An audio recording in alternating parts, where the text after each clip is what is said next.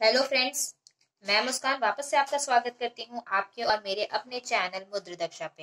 Friends, मैं अब आपको लिम्फेटिक सिस्टम पढ़ा रही हूँ। पिछले वीडियो में मैंने आपको ब्लड तक पढ़ा दिया था, ठीक है। तो अगर आप लोगों ने मेरा पिछला वीडियो ना देखा हो तो प्लीज मेरे चैनल पर जाकर के वो वीडियोस देख लें और लाइक, शेयर और सब्सक्राइब करना ना भूलें, ठीक है। तो आज हम आप स्टार्ट करते हैं लिम्फेटिक सिस्टम, ठीक है। लिम्फ क्या होता है? ब्लड के अलावा एक एक्स्ट्रा फ्लूइड बॉडी में पाया जाता है, उसको बोलते हैं हम लिम्फ, ठीक है। वैसे लिम्फ होता क्या है? The fluid present in the lymphatic system. Lymphatic system के अंदर जो फ्लूइड होता है उसी को हम लिम्फ के नाम से जानते हैं। जैसे सर्कुलेटरी सिस्टम के अंदर एक ब्लड नाम का लिक्विड था, उसके बारे में हमने पूरी चीजें पढ़ी थी पीछे, ठीक। सेम उसी तरीके से लिम्फेटिक सिस्टम में एक फ्लूइड पाया जाता है, उसको हम बोलते हैं लिम्फ, ठीक है। तो जो लिम्फ है वो आपका दो हिस्सों में बांट देती हूँ मैं, ठीक है। सबसे पहला है लिम्फ प्लाज्मा, पार्ट्स में डिवाइड कर दिया मैंने। सबसे पहला है lymph plasma and the second one is lymph corpuscles, okay. पहले भी हमने पढ़ा था, ब्लड था, ब्लड के 4 पार्ट्स थे, प्लाज्मा, आरबीसी, डब्ल्यूबीसी, प्लेटलेट्स, ये सारे थे, सभी एक्सप्लेन किए थे मैंने। सेम उसी तरीके से कुछ आप यहाँ पर भी समझते चलिएगा। इसको थोड़ा सा वहां से रिलेट करेंगे तो आप लोगों को समझने में थोड़ी सी आसानी होगी, ठीक है। तो सबसे पहले हम लिम्फ प्लाज्मा की बात करते हैं। लिम्फ प्लाज्मा क्या होता है, कैसा होता है भाई, क्या है इसमें, ठीक। सबसे पहले जो लिम्फ प्लाज्मा है, फ्यू ब्लड प्रोटीन्स, इसके अंदर कुछ ब्लड के प्रोटीन्स पाए जाते हैं। जो प्रोटीन्स ब्लड में पाए जाते थे ना, उसके कुछ प्रोटीन्स यहाँ भी पाए जाते हैं। इसमें कैल्शियम और फास्फोरस जो है वो लेस पाया जाता है, ब्लड के मुकाबले यहाँ पे कैल्शियम और फास्फोरस कम पाया जाता है। ग्लूकोज का जो कंसेंट्रेशन है वो लिम्फ में ज्यादा पाया जाता है, ठीक है। नेक्स्ट लिम्फ कॉर्पिस्कल्स पे आते हैं। लिम्फ में जो कॉर्पिस्कल्स होते हैं, जो सेल्स होते हैं, वो क्या है, कैसे हैं, ये सारा, ठीक है। फ्लोटिंग अमीबॉइड सेल्स, अमीबा का शेप देखा है आप लोगों ने, अमीबा पढ़ा होगा, ठीक है। अमीबा आप लोगों ने आई थिंक 10th क्लास में लाइफ प्रोसेस के चैप्टर में है, अमीबा का डाइजेशन है, तो उसमें आपने शेप्स देखे होंगे, ठीक है। तो अमीबा के जैसी शेप्स की सेल्स पाई जाती हैं इसके अंदर, और इसके अंदर ल्यूकोसाइट्स भी पाई जाती हैं, ठीक है। इनके अंदर जो ल्यूकोसाइट्स पाई जाती हैं उनको हम लिम्फोसाइट्स के नाम से जानते हैं, ठीक है।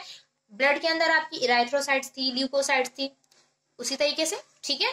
तो यहाँ पर आपकी ल्यूकोसाइट्स होती है, ल्यूकोसाइट्स को हम लिम्फोसाइट्स नाम से भी जानते हैं, ठीक है। तो लिम्फोसाइट्स का क्या काम है? इम्यून रिस्पॉन्स देना बॉडी के अंदर, बताऊंगी मैं आपको, ठीक है। सबसे पहले अब हम प्लाज्मा के फंक्शंस पे आ जाते हैं। प्लाज्मा जो है वो मिडिल मीन की तरह काम करता है। ये क्या काम करता है? Transport of oxygen and food material, hormone etcetera, वो सारा कुछ है ये जो ट्रांसपोर्ट कर देता है सेल्स तक, और सेल्स से वेस्ट मटेरियल को वापस लौटा करके लेकर आता है बॉडी के ब्लड तक लौटा के लाता है। सबसे पहले ये ऑक्सीजन, फूड मटेरियल्स, हार्मोन्स को सेल्स तक ले जाता है, और वहां से CO2 जो कि वेस्ट मटेरियल है और भी सेलुलर वेस्ट मटेरियल जो है वो ला करके वो ब्लड को दे देता है, ठीक है। उसके बाद it also destroys the micro organisms and foreign particles in the lymph nodes. Lymph nodes पे आने वाले जो भी फॉरेन पार्टिकल्स हैं उसको भी ये डिस्ट्रॉय करता है। तो ये एक तरीके से कैसा रिस्पॉन्स दे रहा है? ये एक तरीके से आपका इम्यून रिस्पॉन्स दे रहा है, ओके। इम्यून रिस्पॉन्स मतलब हमारी इम्यूनिटी को बूस्ट करने का काम कर रहा है। इम्यूनिटी कैसे बूस्ट कर रहा है? कि जो भी फॉरेन मटीरियल्स हमारी बॉडी के अंदर आ रहे हैं, ये उस फॉरेन मटीरियल को मारने का काम कर रहा है, ठीक है। और ये कलरलेस तो होता ही है, ये बात तो आप जानते ही हैं, ठीक है।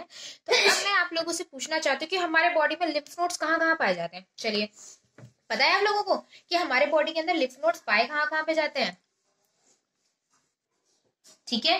तो अब हम देखने वाले हैं कि हमारे बॉडी के अंदर लिम्फ नोड्स की लोकेशन कहाँ कहाँ है, ठीक है। Location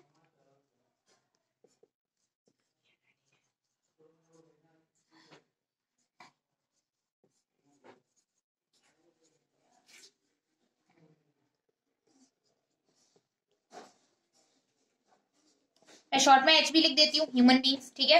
location of lymph nodes inside the human body. अब ह्यूमन बॉडी के अंदर लिम्फ नोड्स कहाँ कहाँ पाए जाते हैं? सबसे पहला जो लिम्फ नोड है वो आपके नेक रीजन में पाया जाता है, ठीक है। सेकेंड इज ग्रॉइन, ग्रॉइन का नाम सुना है आपने कभी? ग्रॉइन क्या होता है? Third one is armpits,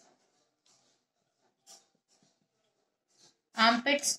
then fourth one is around the gut, gut के अराउंड यहाँ पे चलिए मैं अराउंड द गट ही लिख देती हूँ।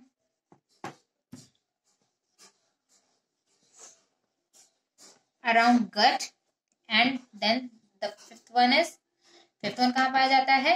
Between the lungs. ठीक है, तो ये 5 लोकेशंस है, 5 एरियाज में हमारी बॉडी के अंदर जो आपका लिम्फ नोड्स है वो पाया जाता है। द फर्स्ट वन इज नेक, गले के आसपास।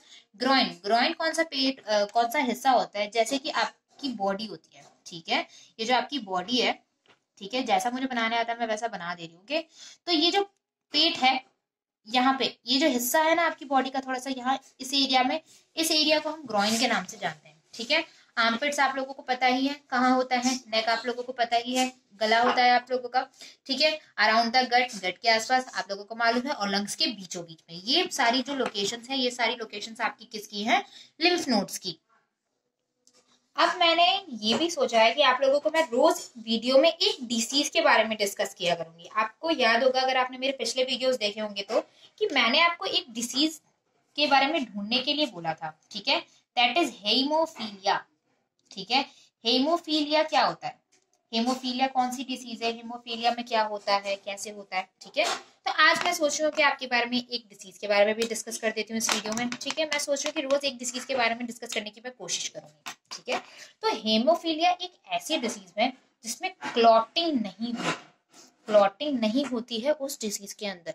तो सोचिए कितना बड़ा प्रॉब्लम है। ठीक है, अगर बंदे के अंदर भाई साहब क्लॉटिंग ही नहीं होगी तो ब्लड तो पूरा इंटीरियर तरीके, इंटरनल ब्लीडिंग होगी तो भी बहता जाएगा, एक्सटीरियर ब्लीडिंग होगी तो पूरा ब्लड तो है जो बॉडी के बाहर ही चला जाएगा। तो ठीक है, it is a very severe disease, ये बहुत ही खतरनाक डिसीज है। ठीक है, आप सोच रहे होंगे कि आप सोच रहे होंगे कि ये डिसीज कहाँ होती है, कैसे होती है, हम कैसे मान लें कि होती है। ठीक है, तो ये इसका मैं आपको एक एग्जाम्पल देती हूँ। ठीक है, हमारा आपको पता है इंग्लैंड के बारे में। ओके, इंग्लैंड की रानी कौन थी? इंग्लैंड की रानी, ठीक है, तो आपकी इंग्लैंड की रानी कौन थी? आप लोगों को पता होगा, इंग्लैंड की रानी थी आपकी विक्टोरिया। ठीक है, विक्टोरिया ने 1837 से लेकर के 1901 तक राज किया था। आप सोच रहे होंगे कि मैं आपको इस तरीके से हिस्ट्री क्यों पढ़ा रही हूँ, इतना ध्यान मत दीजिए, बस ये ध्यान रखिए कि इंग्लैंड की जो रानी थी आपकी विक्टोरिया, विक्टोरिया ने 1837 से लेकर के 1901 तक इंग्लैंड पे राज किया था। उस टाइम की विक्टोरिया की बात करें, क्योंकि आप लोगों को पता है विक्टोरिया 1 2 3 4, जेम्स 1 2 3 4 ऐसे होता है। ठीक है, तो मैं आपको इस विक्टोरिया के बारे में बता रही हूँ जिसने इतने समय तक राज किया था। इस विक्टोरिया के 9 बच्चे थे। ठीक है, 9 बच्चों में से 3 बच्चों में इसने ये हेमोफीलिया की जो डिसीज है वो ट्रांसफर कर दी थी। ठीक है, हीमोफीलिया की डिसीज जो है वो एक जेनेटिक डिसऑर्डर है। जेनेटिक डिसऑर्डर मतलब एक लेवल से, एक जनरेशन से उसके 9 बच्चे थे विक्टोरिया के, उसने अपने 9 बच्चों में से 3 बच्चों को ये जो हीमोफीलिया की डिसीज है वो ट्रांसफर कर दी थी।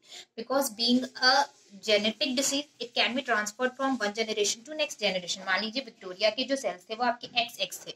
ठीक है, तो इसके ये जो X सेल्स थे, 50% चांसेस होते हैं कि XX के जो सेल्स होते हैं, ठीक है, 50% चांसेस जिस तरीके से मेल के होते हैं और 50% चांसेस आपके फीमेल के होते हैं। ठीक है, तो चांस है ना कि ये यहाँ पर भी आ सकता है और ये वाला सेल्स यहाँ पर भी जा सकता है, यानी 50% चांसेस। जैसे कि मान लीजिए कि ये वाला जो आपका सेल है ये इन्फेक्टेड है। ठीक है, तो एक बार ये यहाँ आ गया तो इससे भी डिसीज हो जाएगी।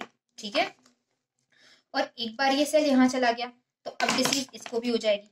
तो 50% चांसेस मेल चाइल्ड को और फीमेल चाइल्ड को दोनों को होने की संभावना होती है इस केस में। ठीक है, तो इसका 3 बच्चों में हो गया था। अब इन 3 बच्चों में से कुछ बेटियां रही होंगी, कुछ बेटे भी होंगे। ठीक है, तो बेटियों की शादी हो गई, वो दूसरी फैमिली में चली गई, वहां पे इन्होंने इस चीज का स्प्रेड कर दिया।